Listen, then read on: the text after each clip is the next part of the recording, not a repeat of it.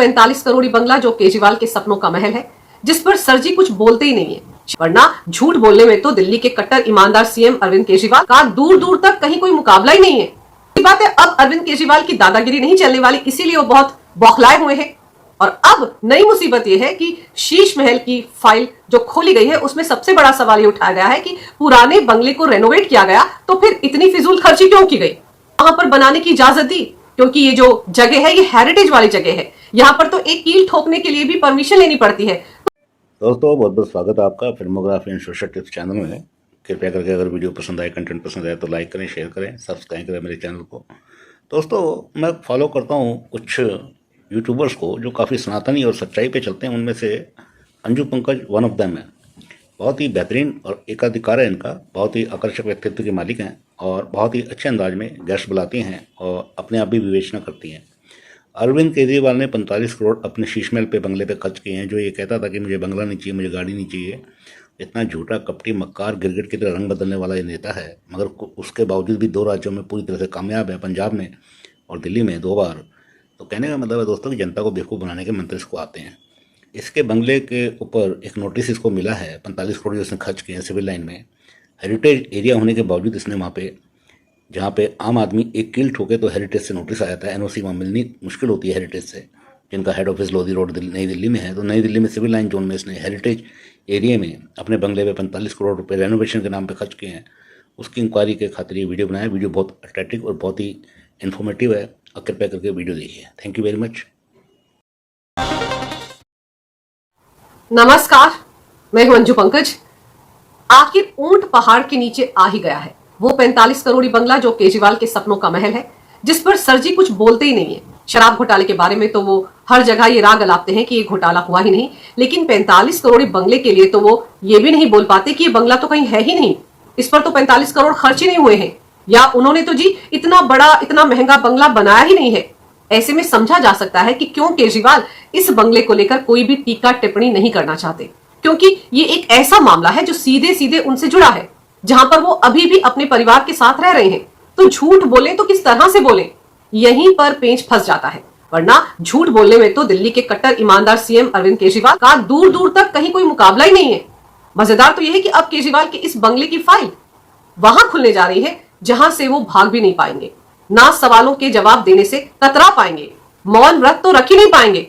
अब 45 करोड़ बंगले की चर्चा होगी national capital civil services authority की बैठक में। वो अथॉरिटी जिसकी अगुवाई अरविंद केजरीवाल करते हैं, दिल्ली के प्रमुख सचिव और प्रिंसिपल सेक्रेटरी होम उस कमेटी के सदस्य हैं। यानी ये 3 सदस्यों की कमेटी जो है, इसके कर्ता धर्ता दिल्ली के सीएम अरविंद केजरीवाल हैं और इस कमेटी में सारे फैसले बहुमत से लिए जाते हैं।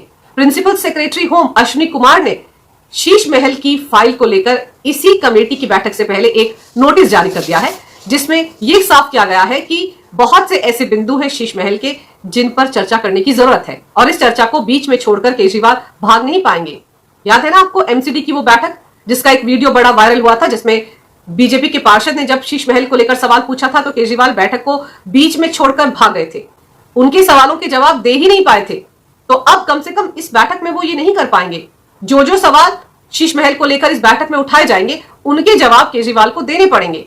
और ये जो नोटिस जारी किया गया है प्रिंसिपल सेक्रेटरी होम की तरफ से, इसमें जो पॉइंट चर्चा के लिए रखे गए हैं वो सब ऐसे हैं कि केजरीवाल का फंसना तय है। इस नोटिस में शीश महल से जुड़े एक एक पहलू पर विस्तार से जानकारी दी गई है और फिर उन पर सवाल उठाए गए हैं। और इस नोटिस को देखकर केजरीवाल की सिट्टी पिट्टी पहले ही गुम हो चुकी है। गौर करने वाली बात तो यह है कि 29 जून को इस नेशनल सिविल सर्विसेज अथॉरिटी की आखिरी बैठक हुई थी। इसके बाद 5 बार बैठक की तारीख अनाउंस की गई, लेकिन इसके बाद उस बैठक को केजरीवाल ने रद्द कर दिया, उसे पोस्टपोन कर दिया। और इन बैठकों के रद्द होने का असर दिल्ली के कामकाज पर तो पड़ता ही है। 21 ऐसे आईएएस अधिकारी हैं जो ट्रांसफर होकर दिल्ली आ चुके हैं, लेकिन उन्हें पोस्टिंग नहीं दी गई है, उन्हें कोई विभाग अभी तक नहीं सौंपा गया है, क्योंकि ये बैठक हुई ही नहीं है। इसी बैठक में ये फैसला होना था कि इन सबको पोस्टिंग कहां देनी है, तो वो बैठक हुई नहीं, इसलिए वो लोग तनख्वाह तो ले रहे हैं लेकिन आराम से बैठे हुए हैं। वहीं दूसरी तरफ अरविंद केजरीवाल हैं जो यहां से वहां घूमते ही रहते हैं, आजकल दिल्ली में नजर ही नहीं आते हैं, कभी पंजाब, कभी राजस्थान, कभी छत्तीसगढ़। तो अब थक हार कर उन्होंने ये जो 20 सितंबर को 4 बजे अपने घर पर बैठक लेने का फैसला किया है, उस फैसले के साथ ही नई आफत भी केजरीवाल के लिए खड़ी हो गई है। और फिर याद कीजिए कि 29 जून को जो आखिरी बैठक हुई थी, उस बैठक के बाद अरविंद केजरीवाल ने इस अथॉरिटी का विरोध करते हुए कहा था कि ये लोकतांत्रिक तरीके से चुनी हुई सरकार के खिलाफ है, क्योंकि सीएम के ऊपर 2 अधिकारियों को बैठा दिया गया है और फैसला बहुमत से होना है और बहुमत इन अधिकारियों के हाथ में है। जाहिर सी बात है, अब अरविंद केजरीवाल की दादागिरी नहीं चलने वाली, इसीलिए वो बहुत बौखलाए हुए हैं। और अब नई मुसीबत यह है कि शीश महल की फाइल जो खोली गई है, उसमें सबसे बड़ा सवाल ये उठाया गया है कि पुराने बंगले को रेनोवेट किया गया, तो फिर इतनी फिजूल खर्ची क्यों की गई। अब जब ये सवाल उठेगा बैठक में, तो चर्चा तो इस बात पर होगी कि रेनोवेशन के लिए इतना पैसा खर्च क्यों किया गया, वियतनाम से मार्बल क्यों मंगवाए गए, 8 लाख के पर्दे क्यों लगवाए गए, 6-6 लाख के कबोर्ड बाथरूम में क्यों लगवाए गए।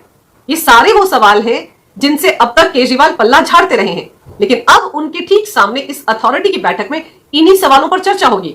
फिर चर्चा तो इस बात पर होगी कि जो 45 करोड़ रुपए खर्च किए गए हैं, ये सच में खर्च किए गए हैं या फिर बिल को बढ़ा चढ़ाकर पेश किया गया है, कहीं इसमें कोई घोटाला तो नहीं हुआ है। और फिर ये जो नया बंगला खड़ा हुआ है, इसका नक्शा कहां है, प्लानिंग कहां हुई है, क्या 80 साल पुराने बंगले को रेनोवेट किया गया है, तो फिर इतना पैसा क्यों खर्च किया गया। और अगर नया बंगला बनकर तैयार हो गया है, तो वो तैयार कैसे हुआ, एनओसी कहां से लिया गया, किसने ये बंगला वहां पर बनाने की इजाजत दी, क्योंकि ये जो जगह है ये हेरिटेज वाली जगह है, यहां पर तो एक कील ठोकने के लिए भी परमिशन लेनी पड़ती है। तो केजरीवाल की इस 45 करोड़ के बंगले को यहां बनाने की परमिशन किसने दी। और फिर एनजीटी का मामला भी इससे जुड़ा हुआ है कि सिविल लाइंस इलाके में कितने पेड़ काटे गए केजरीवाल के इस बंगले के लिए, पर्यावरण को कितना नुकसान हुआ है। तो हेरिटेज इलाके में केजरीवाल का ये 45 करोड़ का बंगला कब, कहां, कैसे बन गया, ये पैसा 45 करोड़ कहां से आया, वित्त विभाग ने कैसे इतना पैसा रेनोवेशन के नाम पर रिलीज कर दिया। ये सब वो सवाल हैं जिनसे केजरीवाल बचते रहे हैं, लेकिन अब उनके सामने जब इन सवालों पर चर्चा होगी तो वो कन्नी नहीं काट पाएंगे। फिर मजेदार तो यह है कि केजरीवाल कट्टर ईमानदार है। इस बात की क्या गारंटी कि ये सब जानने के बाद वो 20 सितंबर की बैठक को होने देंगे। पहले की तरह वो इस बैठक को रद्द भी तो कर सकते हैं, जैसे पहले 5 बैठकें उन्होंने रद्द की थी, तो हो सकता है कि वो इसे भी रद्द कर दें, क्योंकि केजरीवाल इस नोटिस को देखकर सकपका गए हैं। उन्हें समझ में नहीं आ रहा है कि वो कैसे इन सवालों का सामना करेंगे। ठीक उनको सामने बैठाकर प्रिंसिपल सेक्रेटरी होम इस फाइल को खोलेंगे, एक एक बिंदु पर चर्चा करेंगे, तो केजरीवाल इसे कैसे बर्दाश्त करेंगे।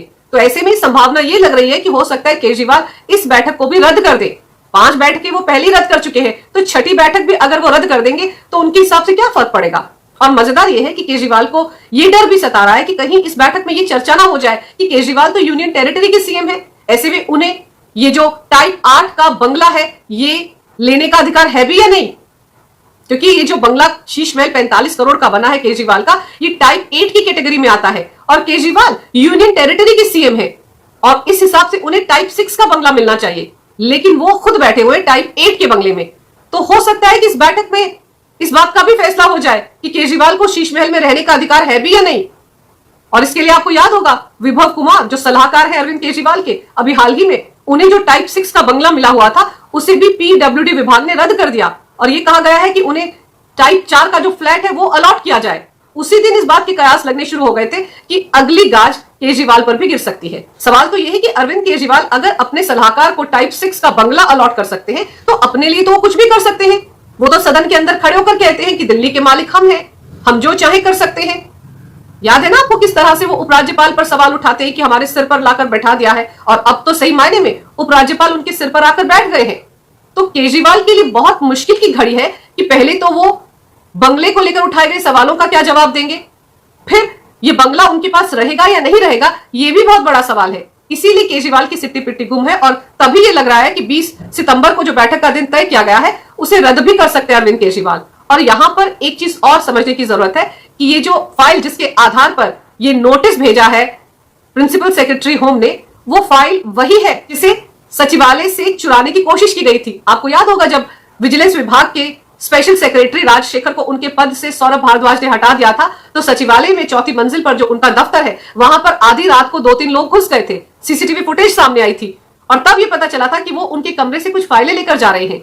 तो वो फाइल वो उस वक्त चुरा तो नहीं पाए, वो फाइल उनके हाथ में नहीं आ पाई और उसी फाइल पर प्रिंसिपल सेक्रेटरी होम ने ये नोटिस भेजा इस बैठक के लिए। केजरीवाल की तरफ से कोशिश हो रही है कि वो ओरिजिनल फाइल को हासिल कर ले, लेकिन अश्विनी कुमार ने साफ साफ इनकार कर दिया है। तो अब उस फाइल में क्या है ये केजरीवाल भी जानते हैं और जो सवाल उनसे पूछे जाएंगे उन सवालों के जवाब केजरीवाल दे नहीं पाएंगे तो वो क्या करेंगे।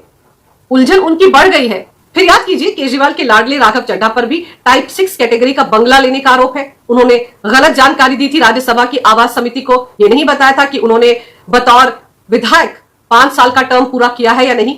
उन्होंने तो अपने नाम के साथ पूर्व विधायक लिखकर जो जानकारी उन्हें दी थी उससे उनकी आवास लेने की कैटेगरी बढ़ गई थी। उन्हें टाइप 6 का बंगला अलॉट कर दिया गया था, जबकि वो टाइप 4 के बंगले के हकदार थे। तो उस फर्जीवाड़े की भी जांच पड़ताल हो रही है। मामला पटियाला हाउस कोर्ट में पहुंचा हुआ है। तो कहने का मतलब यह है कि आम आदमी पार्टी के नेताओं का बड़ा बंगला लेने का प्रेम किसी से छिपा नहीं है। अब देखना दिलचस्प होगा कि अब तक शीश महल पर कुछ ना बोलने वाले केजरीवाल इस बैठक में, इस चर्चा के दौरान क्या कुछ बोलेंगे, कैसे उस शीश महल पर अपना बचाव करेंगे, किसके सिर पर शीश महल का ठीकरा फोड़ेंगे, क्या पीडब्ल्यूडी विभाग को जिम्मेदार ठहराएंगे या फिर फाइनेंस विभाग को। और केजरीवाल की दिक्कत यह है कि शराब घोटाले में भी ईडी ने जिस तरह से सरकारी गवाहों की एक फौज इकट्ठा कर ली है, जिसमें वाईएसआर कांग्रेस के सांसद श्रीनिवासुलु रेड्डी भी हैं, उनका बेटा राघव रेड्डी भी है, तो वो भी केजरीवाल की दिक्कतें बढ़ाने वाले हैं। केजरीवाल वैसे किसी भी फाइल पर साइन नहीं करते हैं, तो सीधे सीधे ईडी के पास उनके खिलाफ किसी भी तरह का कोई पुख्ता सबूत नहीं है। लेकिन ये जो सरकारी गवाह बन रहे हैं, ये केजरीवाल की पोल पट्टी खोलने के लिए काफी है। श्रीनिवासुलु रेड्डी ने मार्च में जब ईडी ने उनसे पूछताछ की थी तो ये बताया था कि वो आम आदमी पार्टी के दिग्गज नेताओं से मिले थे। तो दिग्गज नेता कौन है आम आदमी पार्टी में, ये सबको पता है। तो अब देखना दिलचस्प होगा कि क्या इस बार 20 सितंबर को केजरीवाल के घर पर होने वाली एनसीसी-एसए की बैठक होती भी है या नहीं। केजरीवाल उसमें भी कहीं कोई बड़ा खेल तो नहीं कर देंगे, लेकिन इतना तय है कि ये बैठक होगी तो भी केजरीवाल फंसेंगे, और अगर ये बैठक नहीं होती है तो भी उनका फंसना तय ही समझिए। आखिर बकरे की अम्मा कब तक खैर मनाएगी, एक ना एक दिन तो उसे कटना ही है। 45 करोड़ का शीश महल अवैध तरीके से बनाया गया है, उस पर अरविंद केजरीवाल भले ही आंख मूंद कर बैठ जाएं, लेकिन जब बैठक में चर्चा होगी तो सवालों के जवाब उन्हें देने ही पड़ेंगे। अब वो और ज्यादा इस मामले से बच नहीं पाएंगे। अगर आपको मेरा ये वीडियो अच्छा लगे तो कृपया इसे लाइक करें, शेयर करें। अगर आप पहली बार मेरे चैनल पर आए हैं तो कृपया मेरे चैनल को सब्सक्राइब करना ना भूलें। मेरे चैनल को अपना पूरा सहयोग दें। ये वीडियो देखने के लिए बहुत बहुत धन्यवाद। नमस्कार, भारत माता की जय हो, वंदे मातरम। तो दोस्तों देखिए आपने वीडियो, अंजू पंकज ने एक एक चीज़ पर दर परत खोली है। इनकी वीडियो में सबसे बड़ी खासियत है दोस्तों, ये टू द पॉइंट बात करती है। वीडियो इनकी अनावश्यक लंबी नहीं होती और इनके गेस्ट भी बहुत बढ़िया होते हैं और बहुत ही बेहतरीन तरह से, बहुत ही आकर्षक अंदाज में और अपनी वाणी पर संयम रखते हुए बहुत बेहतरीन बातें बोलती हैं। डरती है नहीं किसी से और अच्छी विवेचना करती हैं। इनकी बहुत अच्छी पकड़ है, इनको बहुत ज़्यादा अनुभव है, बहुत ही बेहतरीन पत्रकार हैं। इनको मैं पिछले 3-4 साल से फॉलो कर रहा हूँ दोस्तों, और बहुत ही बेहतरीन अंदाज में ये एक एक चीज़ बताती हैं कि उसमें रिएक्शन में क्या दूँ। उसमें तो बिल्कुल ही क्लियर कट रिएक्शन है कि इन्होंने जो बात बोली है वो एक एक बात मेरे को बहुत ही बेहतरीन लगी, सत्यता के बिल्कुल करीब है। दोस्तों आपका क्या विचार है कमेंट करके अवगत करें। Thank you very much for watching this long video.